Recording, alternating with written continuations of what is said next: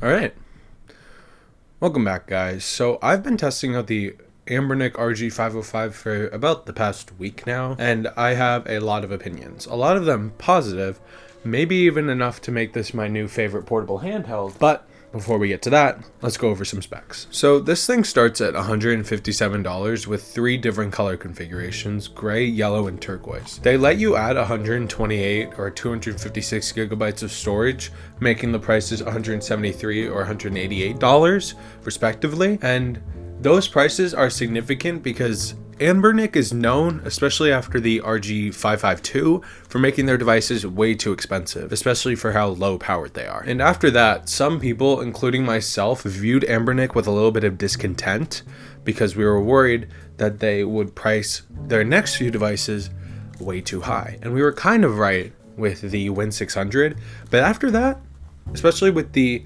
RG505, they seem to be doing a good job with their prices. They've quelled those worries, at least for now, and especially with the RG35XX coming out, that's only $50. Depending on how that turns out, it may not be that good that it's cheap, because you might not want to buy it anyway, but you just have to wait for that video to come out. It's still too early to be judged, because like only a few people have their hands on it.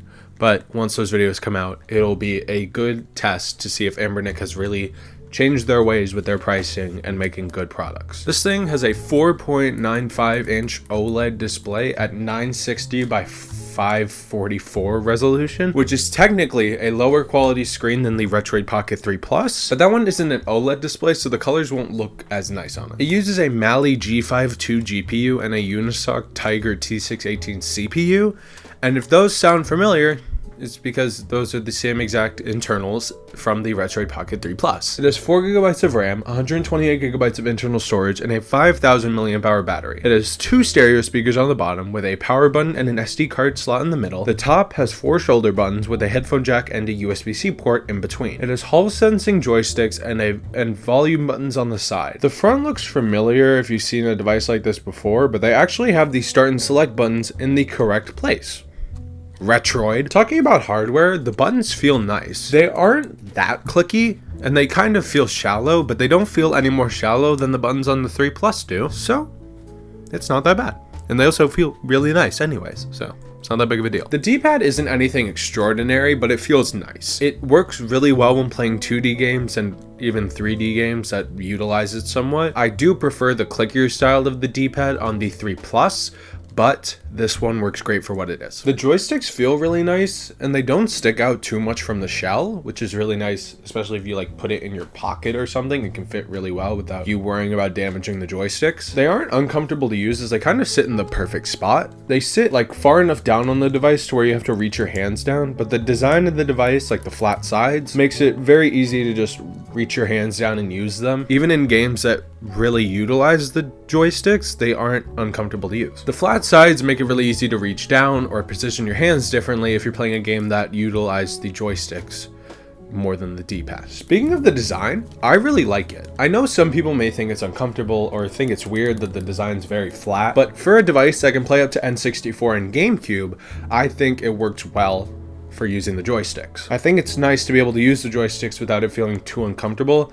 I also just really like how it looks. I think it's very sleek. They might have gone too far with trying to make the sides as flat as possible, making the shoulder buttons side by side instead of stacked, like I've gone over in literally every video I've mentioned this device in, but even that doesn't discount it enough to make me dislike the design. And someone like me won't find the trigger situation annoying because I can just reach up and use both of them. My hands sit naturally like this with my finger over the R2 button. So it's not uncomfortable for me to reach up and press it. I know that may be different for you, but for me that's how it works. The triggers do feel nice. They're analog and placed next to each other, which like I mentioned could be a problem for some people, but I like it. They're clicky, and the very minimal amount of travel they have is great for a trigger that isn't analog, because you don't really have to click down on it that much for it to register. The screen looks great. The colors really pop on here because of the OLED display that they use. The lower quality screen isn't really noticeable between this and the 3 Plus. I do wish that this big Anbernic logo, I hope you can see that. That big Anbernic logo, I wish that wasn't there and they just used a bigger screen, because it does kind of ruin the kind of sleek design they had going on here, but it doesn't discount the design all that much. It makes it a little less sleek than the Retroid Pocket 3 Plus because the Retroid Pocket 3 Plus has bezels, but they're like black, so they blend in, and those bezels kind of go close to the edges, so it's not that big of a deal on the 3 Plus. It's much more noticeable on the RG505, which is what's very annoying about it. But like I said, it doesn't discount it enough to where it's a problem. I chose the turquoise color, which honestly, I'm glad I did, because I know a lot of people went with the gray or the yellow color options, but I think that the turquoise stands out the most compared to those other two. They only have 3 color options, which pales in comparison to the 8 that Retroid has for their devices. So if you want more color choices, I guess you go with the Retroid Pocket 3 Plus. But I like this. It's nice that they gave us options at all. More color options would look nice, but I'm not even sure what color options I'd want. Maybe like a red with like all of the white stuff on here being changed to black, like a red and black design. Maybe that would look nice, honestly. Now that I think about it, I think I would prefer that.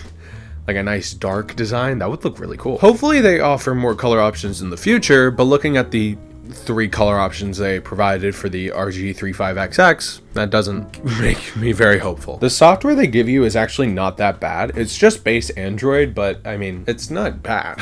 Turning on the device, they lay out all the emulators just on the second page there for you to use, which is really useful because it makes it easy for someone to just jump in, add some ROMs, and then get playing, which is probably what they want to do, make it as convenient as possible for you without providing horrible emulators. They also offer their own launcher similar to the Retroid launcher by pressing this small little circle button on the side. I don't have much experience with this, and I don't really like it when I have used it. It's very clunky and doesn't feel the most like quality. It doesn't seem like they poured too much time into it, but I guess I'm glad it's there. I'm sure there are better options out there, but I mean, it's something.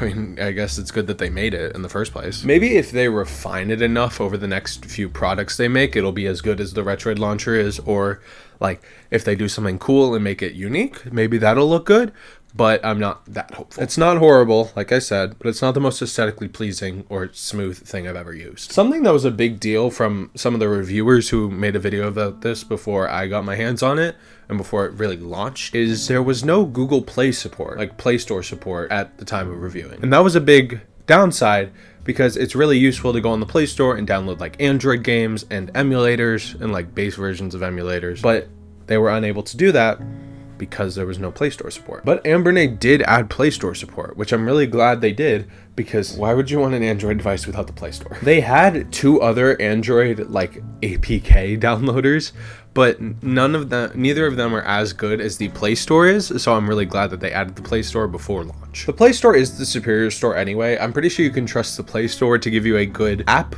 rather than some random storefront that they just added onto the device as an alternative. And there's also just a trust factor. I trust Google to make an app marketplace and one that's already established more than I do some random company I've never heard of and don't know if I can really trust. So I'm glad that they added the Play Store.